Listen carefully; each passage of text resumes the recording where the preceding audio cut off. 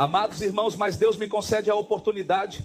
Bendito seja o Senhor para sempre, não de ir ao inferno, como muitos dizem. Eu tive a oportunidade de ir ao inferno. Não, eu tive a oportunidade de voltar de lá pela graça e por misericórdia de Cristo.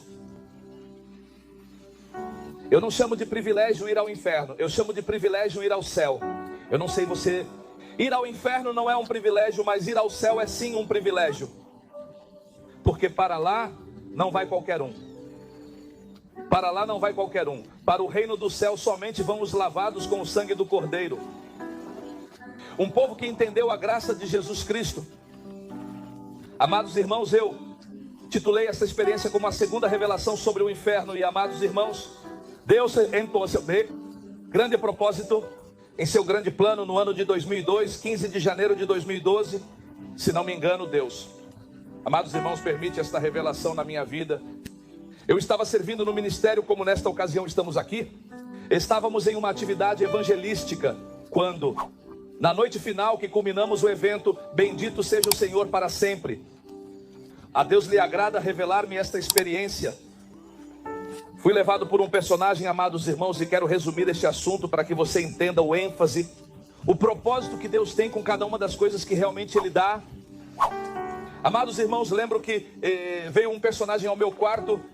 Naquela época me acompanhava um irmão, o irmão Daniel, que está comigo atualmente no ministério, que está trabalhando para Deus, não para o ministério, não para Sabino Barrientos, está trabalhando para Deus na obra do Senhor. Outro irmão me acompanhava no ministério e naquela ocasião lembro que fomos descansar. O trabalho na obra de Deus muitas vezes é cansativo. Bendito seja o Senhor, ministrar, fazer tantas coisas na obra do Senhor, muitas vezes é cansativo.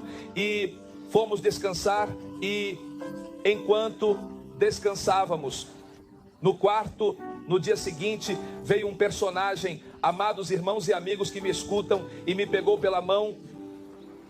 Eu não estava sonhando, não foi um sonho, eu estava acordado, estava com todos os meus sentidos, estava normal, estava preparado para dormir, mas ainda não estava com sono. Quando esse personagem veio e me pegou sem dizer uma palavra, eu apenas olhei para o personagem que chegou com uma luz potente, amados irmãos, iluminando todo o quarto onde eu estava, e me pegou. E lembro que quando ele me pegou, me levou a uma velocidade imensa.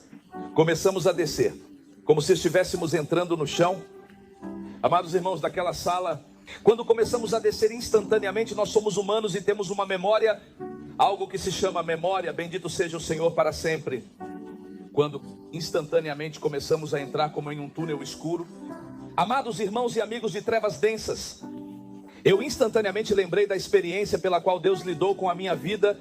Eu não sei quantos já ouviram em alguma ocasião sobre a revelação ou experiência do céu e do inferno, quando Deus me resgatou do pecado por sua graça e misericórdia, me dando uma oportunidade de vida para servi-lo. Bendito é o nome do Senhor. Então eu lembro naquele instante daquele lugar, bendito seja o nome do Senhor, e eu comecei a falar com aquele personagem. Eu comecei a dizer a ele o que estava acontecendo, para onde ele me levava, para onde ele estava indo. E eu dizia: se você pensa que eu não conheço o inverno, porque eu estava me dando conta de que estamos descendo ao aviso ou às profundezas da terra. Estamos descendo. E eu, na minha desesperação, eu dizia com desespero para aquele personagem: me solta, por favor, deixe-me ir. Ele não trocou palavras comigo. Eu queria que ele me dissesse algo, que ele me expressasse algo, alguma palavra, mas ele não falou comigo nenhuma palavra, não trocou palavras comigo. Eu estava desesperado. Eu dizia: mas o que está acontecendo? Para onde você está me levando? Eu conheço aquele lugar ali. Para onde você está me levando? Eu conheço aquele lugar ali. Jesus Cristo me resgatou em 2006. Foi daí que Ele me tirou por graça e por misericórdia, me dando uma oportunidade, mesmo que eu alegasse e argumentasse. Aquele personagem que me levava daquele lugar, meu irmão, meu amigo, aquele personagem, parecia que eu não falava com ninguém. Nós o introduzimos, irmão, não sei exatamente quanto tempo levaríamos descendo por aquele lugar. O que eu sei é que aquele personagem emitia um brilho potente ao seu redor, uma luz extraordinária. Saímos desse lugar de trevas e começamos a nos aprofundar como em um mundo em chamas. Começamos a entrar, amados irmãos, em um jogo terrível, aterrorizante, indescritível, falando humanamente. Um lugar, amados irmãos, um mundo somente somente de fogo. Começamos a nos aprofundar ali, e havia o cheiro putrefato que emanava daquele lugar, amados irmãos. E eu dizia, mas por que estão me trazendo para cá, se eu já conheço este lugar? Eu não compreendia a situação, aleluia, em que me encontrava, nem por que estava passando por aquilo, nem por que estava sendo levado àquele lugar. A única coisa que eu lembro é que eu dizia, por favor, me solte, me leve de volta ao meu lugar. Bendito seja o nome do Senhor para sempre. Porque eu já estive aqui. Cristo teve misericórdia de mim, e daqui Ele me resgatou pela sua graça e por sua bondade e misericórdia, para que eu pregasse sua santa e divina palavra. Amados irmãos, eu ouvi testemunhos em algumas ocasiões. Não somos muito inclinados a viver nesse assunto, mas eu tinha ouvido na época, amados irmãos, certos testemunhos de pessoas que diziam que vinham anjos. E lhes diziam, vou te levar para cá, para lá, e isso, etc. Mas aquele personagem nunca trocou palavras comigo, não falou comigo, apenas me levou, irmão, até aquele lugar, amados irmãos, tão aterrorizante, espantoso, indescritível. Não há palavras humanas que se aproximem ou se assemelhem à realidade do que é aquele lugar. Amados irmãos, e eu lembro que chegamos àquele lugar e aquele personagem me coloca ali e me solta. E quando ele me solta da mão, bendito seja o Senhor para sempre, ele simplesmente se desvanece, desaparece daquele lugar. Eu fico parado naquele lugar, atônito, surpreso, sem palavras. Eu não sabia o que estava acontecendo, não sabia por que estava ali, apenas sabia que estava naquele lugar, mas não entendia o motivo, a razão pela qual eu me encontrava ali. Eu estava chorando, estava pedindo a Deus misericórdia. Naquele momento eu dizia a Deus tantas coisas, eu estava orando, bendito seja o Senhor. Eu não sei quantos de vocês já passaram por isso, que se tornam muito oradores, se tornam muito espirituais, se tornam muito próximos de Deus apenas quando tem problemas, somente quando vêm as coisas difíceis, somente quando a situação está dura e pesada, então se lembram de Deus, então clamam e pedem ao Deus do céu, bendito seja o Senhor. Essa é uma das tendências do ser humano, que só nos lembramos de Deus quando tudo vai mal, quando tudo está negativo, quando sentimos que não há saída, que ninguém pode nos ajudar, então clamamos ao Deus do céu. Mas devemos clamar a Deus em todo o tempo. A palavra de Deus diz que tudo o que respira, respire. Louve a Deus, aleluia, bendito seja o Senhor. Não somente os enfermos, não somente os que estão com problemas, não somente os que estão, aleluia, em aflição, mas tudo o que respira, louve a Deus. Mas lamentavelmente, uma das tendências naturais do ser humano é se lembrar de Deus somente quando a situação fica difícil, e quando não encontramos saída, e quando tudo está indo bem. Nos afastamos até da casa de Deus, não oramos, não somos perseverantes, não somos vigilantes, não somos fiéis e íntegros, e todo mundo se volta. Escute bem, eu não critico, estou falando, mas gosto de ser realista. Uma coisa é ser crítica em relação às coisas, e outra coisa é dizer a verdade com transparência e firmeza. Bendito seja o nome do Senhor para sempre. Com isso da pandemia, quanta gente quando foi infectada pelo vírus, então clamava a Deus, ali chorava, ali até se desesperava, mas antes não fazia isso, antes não era tão fiel, tão íntegro, e Deus teve que permitir uma situação dessas, para que você se lembrasse dele e voltasse o rosto, aleluia, bendito seja o Senhor para cima, e se lembrasse que há um Criador todo-poderoso, e que sem ele nada podemos fazer. Sim, porque Deus tem que nos fazer, às vezes andamos com a cabeça baixa, Deus tem que nos fazer lembrar que Ele está lá em cima nos céus. Irmão, eu estava clamando a Deus, e a grande confusão que se apoderou da minha vida e da minha mente era o porquê de eu estar aqui. Pois eu não sei se você gostaria de saber quando algo acontece desse tipo. Você teria gostado de saber, mas eu queria entender por que estava ali. Porque eu dizia, Senhor, eu sei que não sou perfeito como humano, mas eu pregava Tua palavra. Tantas almas, muitas almas foram salvas pela Tua misericórdia. Tu as resgataste. Que o ministério não me salvava. Sei que os dons não garantiam minha salvação, Senhor, mas eu me forcei a fazer a Tua vontade. O que eu quero saber é por que estou aqui, por que estou neste lugar. Eu queria uma explicação, aleluia, bendito seja o Senhor para sempre. Sempre pensava na minha situação, o porquê de eu ter sido levado a esse lugar. E eu dizia a Deus, tenha misericórdia de mim, por favor, perdoe-me. Eu lembrava, examinava a minha vida, completa, repetidamente. Bendito seja o Senhor. E eu pedi a Deus perdão por todas as coisas e dizia ao Senhor: por favor, perdoe-me, tenha misericórdia de mim. Porque eu estava preocupado, estava firme, estava assustado, porque eu sabia que era a última oportunidade que Deus me havia dado. Bendito seja o nome do Senhor para sempre. E eu dizia: Deus meu, por favor, ajude-me, tenha misericórdia de mim. Por favor, me tire deste lugar. Por favor, Deus meu, não permita que eu fique, que eu me encontre neste lugar, que eu esteja aqui. Por favor, faça algo. Eu pergunto a você: de quem nos restará sair desse lugar? Todo mundo quer uma oportunidade. Você acredita que aqueles que estão desenganados pela ciência não querem uma oportunidade? Você acha que eles não querem viver? Eu não quero nenhuma oportunidade. É um momento crucial. Eu queria uma oportunidade, mas eu também queria que Deus me explicasse por que eu estava ali. Eu dizia que fiz mal, em que eu errei, em que eu falhei. O que foi que eu fiz? Mal? Qual foi o meu erro para eu estar neste lugar? Mal. Qual foi o meu erro para eu estar neste lugar? Era algo que eu não conseguia digerir como pregador, como ministro do Evangelho de Cristo. Era algo que eu não conseguia digerir. Eu dizia: Deus, tenha misericórdia de mim. Tenha piedade da minha vida, porque não há nada mais assustador. Aleluia. Eu entendo as palavras do apóstolo Paulo que dizia: eu tenho que, sendo irmão, ser reprovado. Eu entendo claramente o que Paulo está dizendo. Ele tinha medo de que, sendo um pregador, sendo um ministro da justiça, o Senhor acabasse sendo reprovado. E quem era Paulo, o apóstolo? Eu dizia: Deus, por favor, me dê uma oportunidade. Irmão, essa experiência durou 7 horas naquele lugar. E posso lhe dizer que não houve um segundo em que eu tivesse tranquilidade. Não houve um segundo em que as lágrimas não caíssem.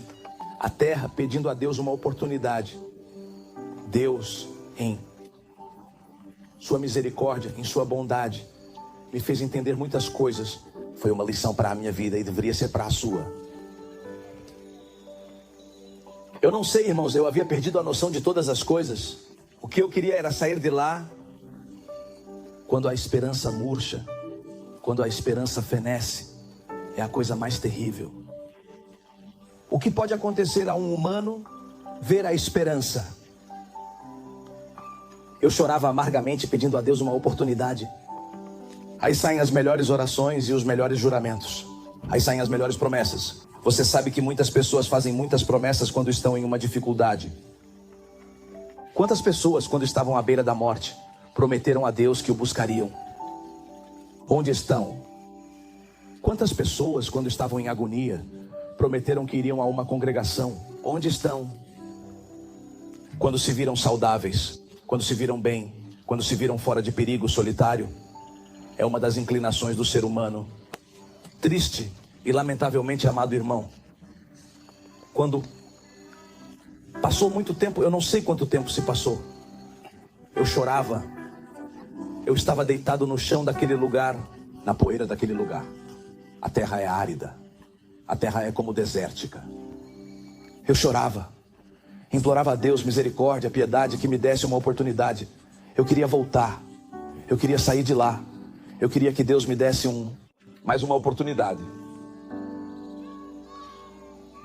Lembro, amados irmãos, que depois de tanto tempo ali, chorando, naquele lugar aterrador, espantoso, caótico, eu comecei a ouvir um estrondo, barulhos, comecei a ouvir gritos de seres que se aproximavam de onde eu estava. Eu ouvia um estrondo que se dirigia para onde eu estava, mas eu não conseguia visualizar a longa distância por causa da quantidade de chamas que ardiam naquele lugar. E quando falo de chamas, não estou falando de um fogo comum. Estou falando de chamas enormes, gigantescas, amados irmãos, um mundo em chamas. Eu estava lá deitado quando ouvi aquele estrondo. Eu me levantei e queria ver o que estava acontecendo, o que estava se passando. Eu ouvia como se muitos cavalos estivessem correndo dentro da água. Eu ouvia um estrondo tremendo, eu me levanto, estou desesperado. Eu estava olhando para todos os lados para ver de onde vinha aquele estrondo, aquele barulho, e eu ouvia gritos terríveis.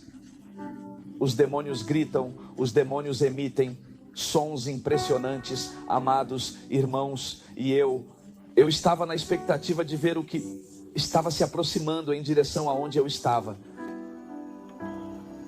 E eu estou de pé, estou tremendo, estou chorando. Eu estava com medo, sim, eu estava com medo. Eu estava com muito medo, porque sei, amados irmãos, que no inferno não existem corajosos. No inferno, os homens que um dia demonstraram coragem na terra, lá choram como crianças pedindo uma oportunidade. Lá não existem corajosos nem ateus, lá não existem agnósticos, lá existem pessoas arrependidas, gente que está convencida de uma dura realidade e que a vida após a morte é mais real do que esta vida. É um sonho por aludir a bendito.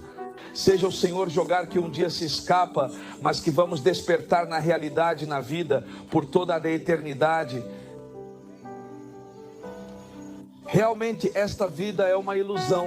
Essa vida, as pessoas não têm ideia do que há depois da morte. Dizem as testemunhas que tudo se acaba. A tumba é mentira do diabo. Tomara que fosse assim tão fácil e simples. Aleluia, quando alguém morre eu posso afirmar, e é como se eu despertasse de um sonho para uma realidade. Bendito seja o Senhor. Você se lembra desta vida claramente, mas apenas a lembra como um sonho que teve. Bendito seja o Senhor para sempre, e entenda que você despertou para a realidade eterna. A última experiência próxima da morte que eu tive foi no dia 30 de agosto de 2021, quando tive um infarto e saí do meu corpo, vi meu corpo caído e vi irmãos e familiares chorando e correndo. E eu me vi suspenso no ar, tão devagar, quase como se o tempo parasse completamente, que parecia eterno. Estava consciente, eu os ouvia chorar, gritar. Eu ouvia minha esposa gritar para mim com desespero. Ouvia minha família, os irmãos orar, clamar com desespero. Eu sei o que é a morte. Não me contaram, eu vivi isso na pele. E eu sei que quando alguém sai do corpo, é como se você despertasse de um sonho para uma realidade. E essa realidade se evidencia na palavra. A Bíblia diz que a vida após a morte é eternamente e para sempre. Você desperta para a eternidade. Então a vida real e verdadeira é a vida após a morte. Não é esta vida é apenas a antessala para a vida feia, o que está por vir, ou seja, próximo. Vocês sabem, meu irmão, eu chorava desesperadamente porque era uma oportunidade. Eu estava lá, lembro daquele estrondo que se aproximava de onde eu estava na expectativa. De repente eu ouvi o grito de uma pessoa muito forte perto de mim. Eu estava com muito medo, tinha medo como você não pode imaginar. Eu tinha muito medo. Eu dizia: Deus, por favor, me tire daqui. Tem de minha misericórdia. Por favor, para o que eu mais amo, me dê uma chance. Me tire desse lugar. Lembro que aqui o animal, essa criatura não saía, não se movia. Eu estou paralisado. Eu estou pedindo a Deus por dentro: Deus, tem misericórdia da minha vida. Por favor, tire-me deste lugar. O que você faria? Eu pergunto. O que você pensaria no meu lugar? Bendito seja o nome do Senhor para sempre. Eu não sabia por que estava ali. Eu só sabia que estava vivendo aquela realidade. Aquele animal, irmãos, batia com violência no chão daquele lugar. Ou no chão. Lembro, irmãos e irmãs, que aquele rapaz, quem falo, que caiu perto de onde eu estava. Aquele rapaz me gritava, mencionava sua família, seu pai, sua mãe. Ele pedia perdão a toda a sua família, um por um. O homem, por favor, me perdoe. Aquele rapaz dizia: me perdoe porque eu me zumbava, porque eu acreditei. Por favor, me perdoe. Ele dizia a Deus: me dê uma oportunidade. Por favor, me dê uma oportunidade. Por favor. Dizia que o rapaz dizia: eu não acreditava, mas agora acredito. eu me zumbava, mas hoje estou arrependido, sinto muito, por favor, me dê uma oportunidade. Pude entender que aquele rapaz em sua vida tinha sido um sicário, porque ele começava a confessar pecado por pecado, cada uma das coisas ou atrocidades que havia feito em sua vida. Aquele homem se confessava sozinho, tamanha era a dor que carregava, que falava, gritava, chorava, pedindo misericórdia a Deus. Ele dizia: eu zombava dos cristãos, mas hoje me arrependo, sei que é real, bendito seja o nome do Senhor. Eu observava, aquele rapaz parecia não me ver, eu o ouvia, queria ajudá-lo, mas estava impotente, atordoado, imóvel, com medo de me mover, queria ajudá-lo, mas também precisava de ajuda. E ele dizia: meu Deus, por favor, já não suporto mais, me dê uma oportunidade. Eu estou olhando aquele cenário, estou vivendo aquele cenário. Aquele rapaz, por um momento, pensei que ele não podia me ver. Eu estava olhando, eu o ouvia, o observava, sentia algo tão horrível. Eu queria ajudá-lo, irmão. Eu estava cheio de impotência, eu queria fazer algo por ele, mas eu estava atordoado com o que estava acontecendo. Eu estava imóvel, não conseguia me mover, tinha tanto medo. Eu sentia que se me movesse, algo iria acontecer. Eu dizia: Deus, tem misericórdia. Eu tinha no meu coração, no meu espírito, o desejo de ajudá-lo, de fazer algo por ele, mas eu refletia ao mesmo tempo, eu dizia: mas eu também estou aqui, eu preciso de ajuda, eu preciso sair deste lugar. Lembro que aquele rapaz, percebi que sim, ele me olhava, mas você sabe por que eu achava que ele não me via? Porque ele estava focado em sua realidade. Era tão grande o tormento que ele não tinha tempo para me atender, para me olhar, para saber que eu estava ali. Lembro, amados irmãos, que de repente aquele ser horripilante, aquele demônio, pegou sua lança e atravessou aquele rapaz como se estivesse atravessando um brinquedo ou um pedaço de queijo com um palito. Quando ele o atravessou de lado a lado com aquela lança, o levantou como se fosse um lixo, uma folha no ar. Quando a lança atravessa aquele rapaz, irmãos, a sangue daquele homem me respinga. Eu estou tremendo, eu estou chorando, eu estou atordoado, eu estou espantado. Eu chorava e dizia: Deus, tem misericórdia. Eu já não queria ver aquela cena, não queria estar ali, queria desaparecer daquele lugar. Mas era a realidade que eu estava vivendo. Lembro que aquele personagem, aquele animal ou aquele ser desprezível, horrível, aquele demônio sacudiu sua lança. Aquele homem, aquele rapaz saiu disparado pelo ar, irmãos amigos, e caiu em uma área enorme. Havia como um campo, e havia nesse campo, irmão, como barras de cristal, como se fosse um vidro estranho, pontiagudo, com lâminas, irmão, por toda parte. Aqui era como se o próprio chão o produzisse. Aquelas barras de cristal tinham uma altura de cerca de 1,5 metros do chão, e todas estavam em uma ordem, amados irmãos, amados irmãos, organizadas. Havia fileira, como se fossem fileiras de milho bem plantadas para os irmãos. Era um campo enorme, bem denso naquele lugar. Aquele garoto cai, irmãos. Naquele material se enterra o que o homem gritava, chorava, jurava, fazia tantas coisas, eu ouvia. Eu me sentia impotente por não poder fazer nada. Eu estava apenas olhando. Eu dizia: Deus, por favor, me ajude. Eu não aguento mais. Eu não quero mais ver isso. E eu me lembro que aquele homem, irmão, assim como caiu cravado, sua dor era tão intensa, seu processo, mas aquele homem se contorcia como um animal. Aquele homem gritava, chorava por seus amados irmãos e se contorcia como um animal, até que conseguiu se desvencilhar daquele material. Quando ele consegue se desprender daquele material, rola pelo chão como se fosse outra coisa. Ele pulava, amados irmãos, seu corpo saltava de algo impressionante para mim. Eu estava surpreso, estava assustado com o que estava vivendo e vendo naquele momento.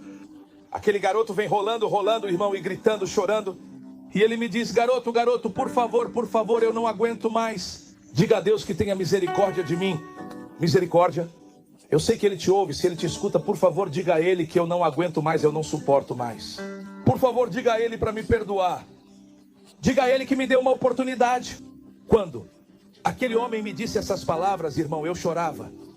Eu chorava desconsoladamente de impotência, por não poder fazer nada, por não poder ajudá-lo, por não poder intervir naquela situação.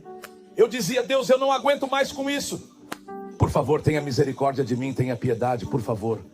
Eu me lembro dos irmãos que, enquanto ele me implorava, me suplicava como se estivesse me dizendo para ajudá-lo. Eu não podia fazer nada por ele. Eu me lembro que aqueles demônios que acompanhavam aquele ser enorme, amados irmãos, aqueles demônios que tinham cabeça de morcego vieram até ele novamente. E 5 amados irmãos o agarraram, começaram a mordê-lo. E eu me lembro que a cada mordida arrancavam um pedaço e vinham e me colocavam na minha frente com as mãos. E eles as colocavam na minha frente. E eles não falavam, apenas faziam isso. Eu chorava de impotência. Eu dizia: Deus, por favor, tenha misericórdia de mim. Misericórdia. Tire-me deste lugar. Por favor, me dê uma chance, meu Deus. Por favor, eu faço o que você me pede, o que você quiser. Mas eu não aguento mais. Eu não aguento mais, Senhor. Eu me lembro, amados irmãos, aquele demônio que havia atravessado com sua lança, aquele homem começou a golpear novamente. Ele batia no chão com sua lança como se estivesse... Eu entendia que ele estava me ameaçando. Eu entendia que ele estava bravo comigo.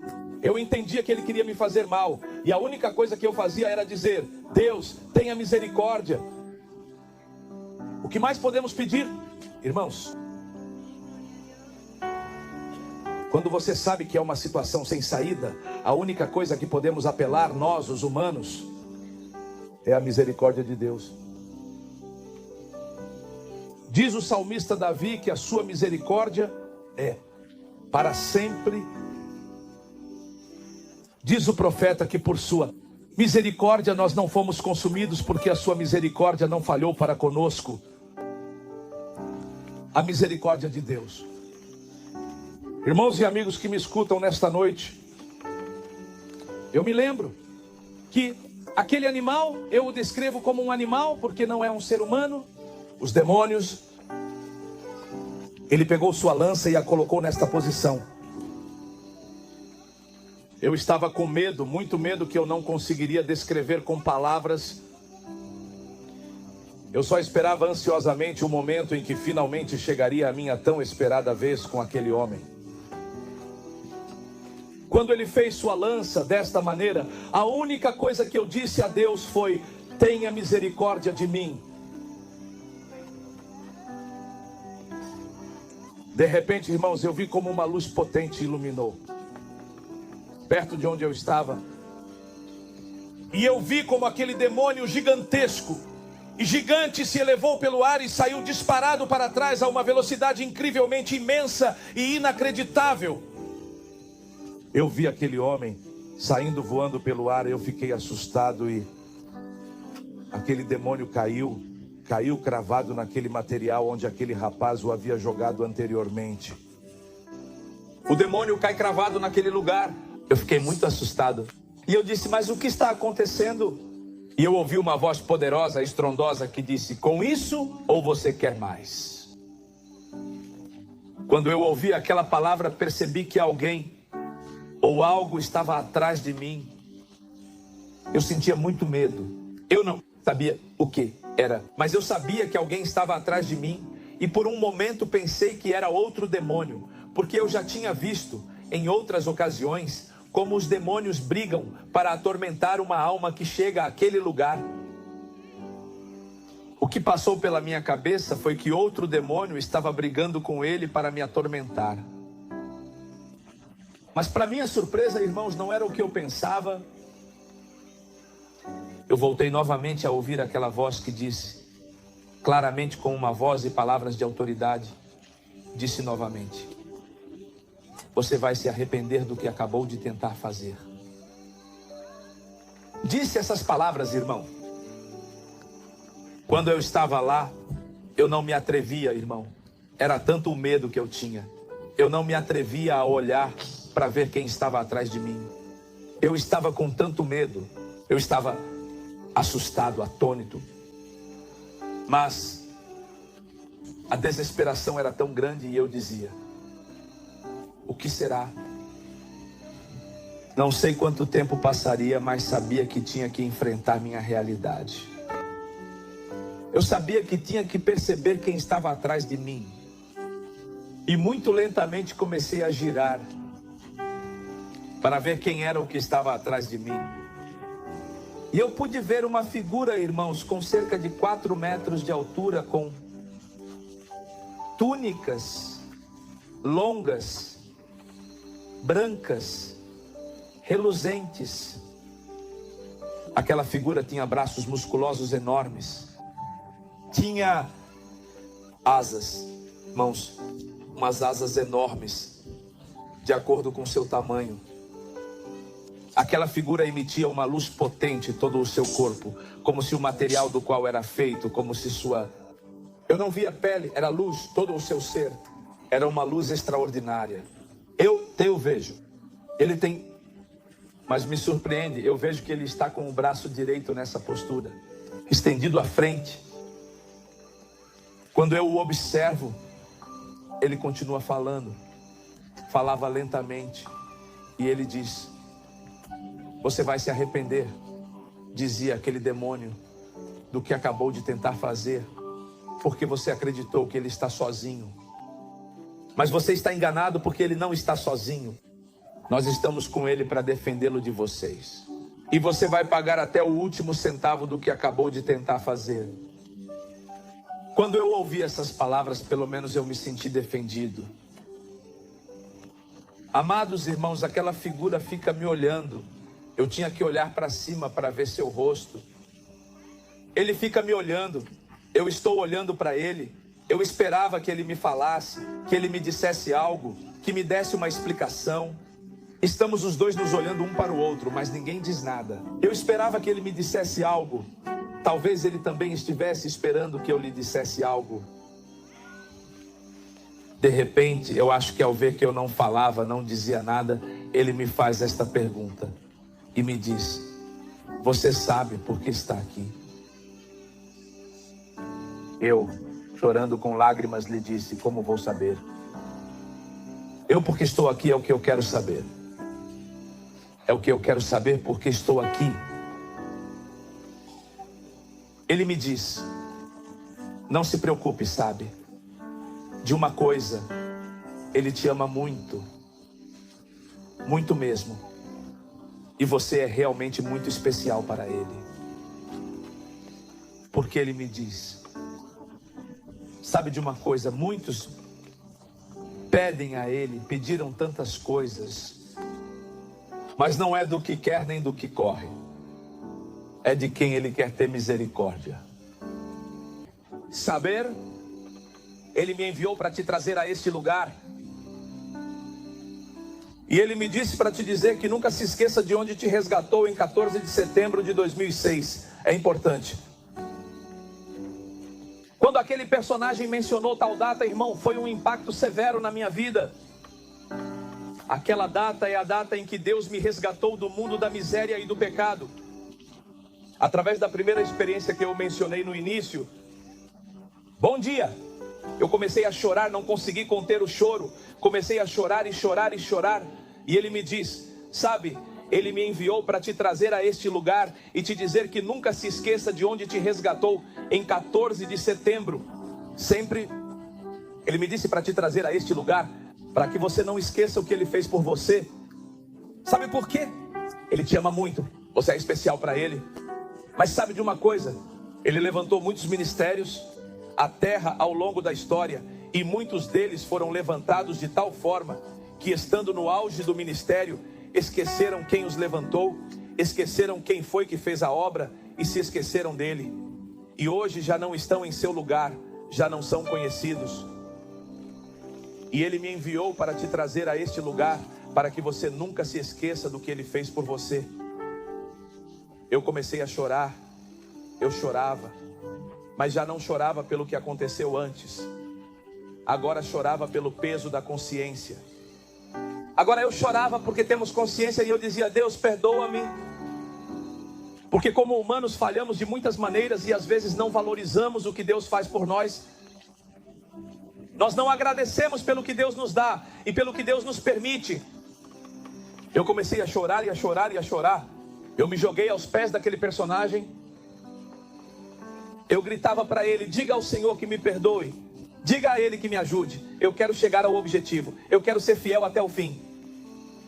Aquele personagem me diz: levante-se. Ele me diz: levante-se e dê a glória a quem merece a glória. Eu não queria me levantar, me sentia indigno de estar diante daquele personagem. Ele continuava me dizendo: levante-se e dê a glória a quem merece a glória. Eu não queria fazer isso, me sentia inútil, me sentia nada diante daquele personagem tão extraordinário. Ele falou novamente pela terceira vez com uma voz de autoridade. Ele me diz: eu disse que você se levantasse, dê a glória a quem merece a glória, porque vocês são seus servos. Ele expressou estas palavras: o único digno de adoração e louvor é o Rei dos Reis e Senhor dos Senhores, o Cordeiro de Deus que foi sacrificado no Calvário, o Cordeiro de Deus que tira o pecado do mundo.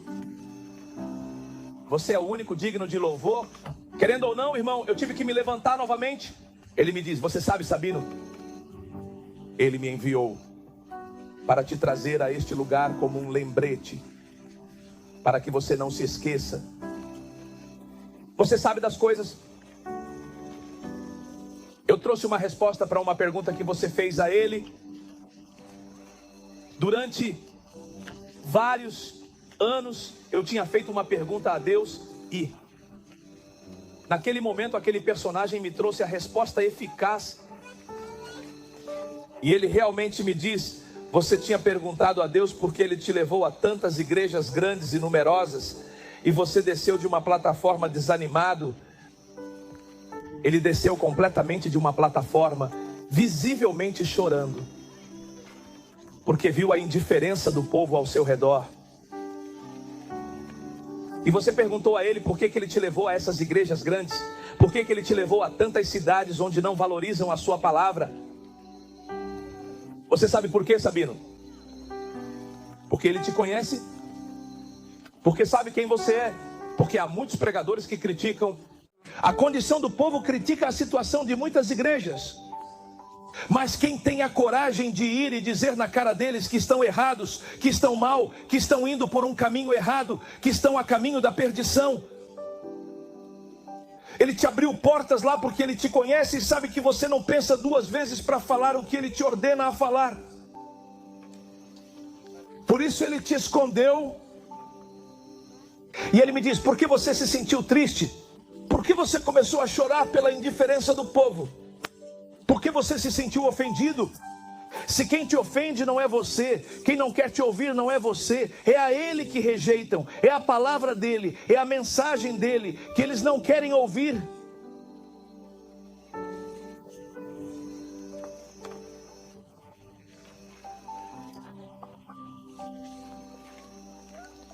Nos 29% dos pregadores que hoje pregam o Evangelho de Cristo na terra são falsos e charlatães. Nos 29% dos que hoje pregam a Cristo na terra, me dizem, são uns mentirosos. Quando ele disse esse número, irmão, eu fiquei impactado com essa cifra. Eu disse: não pode ser. Onde estou eu? Ele me diz: você sabe por quê? Porque 99% dos que dizem pregar a Cristo na terra estão usando a palavra para maquiar o pecado, estão usando a palavra para amenizar o pecado, estão usando a palavra para ocultar o pecado, estão usando a palavra de Jesus Cristo. Quem nos diria? Ele me diz: quem nos diria que a palavra dele seria usada para, aleluia, amenizar o pecado e ocultar o que eles fazem? Ele me diz: Sabino, mas você foi escolhido desde o ventre do inferno para proclamar liberdade aos cativos e salvação aos perdidos. Você foi escolhido para protestar contra o pecado, para denunciar o pecado, porque hoje em dia, Sabino, se pensa por quê? 99% dos pregadores são filhos do diabo. A terra sabe por quê? Porque hoje em dia é pecado você denunciar o pecado abertamente. É pecado você falar contra o pecado abertamente. Para esse sem vergonha, Mas pergunte a esses charlatães, a esses apóstatas, a esses mentirosos, que eu encontro um Isaías, eu encontro um Jeremias, um Ezequiel, um Daniel, que tenha fechado a boca diante da apostasia e do pecado de Israel. Eles protestaram contra o pecado e isso lhes custou a vida. Por que os mataram? Porque confrontaram, denunciaram o pecado. Hoje há pastores que não gostam que o pecado seja denunciado. Há charlatães e ministros falsos que não gostam que o pecado seja denunciado abertamente. O que isso me diz? Que nunca foram verdadeiros pelo Cristo e que são apenas fantoches do diabo e do inferno da terra, que são um complô de uma religião barata e morta, que são o produto de um sistema globalista. Bendito seja o Senhor, mas a palavra de Deus será pregada nos 4 cantos da terra. A verdade será falada e o pecado será confrontado e será dito que Cristo vem logo. Se os concílios sistemáticos querem nos denunciar por causa do pecado, isso não é problema para Deus. As pessoas têm medo, os eruditos, os teólogos, hecatólogos, os sem vergonhas e bandidos que estudaram apenas para viver, revirando como porcos com o pecado, não têm a coragem, a ousadia de falar a verdade. Não se preocupe, Deus vai chamar uma prostituta, um alcoólatra, um narcotraficante para dizer a verdade, com a autoridade do céu e a mansidão e o poder do Espírito Santo de Deus. Esse é o Deus que eu prego. Deus não precisa de uma academia teológica para usar alguém. Deus não precisa de um título barato para usar alguém. Deus precisa de um coração disposto à sua vontade, à sua palavra, em suas mãos, para ser útil. Deus precisa de alguém como Isaías que diga: envia-me aqui, envia-me a mim. Canal Semeando Vida.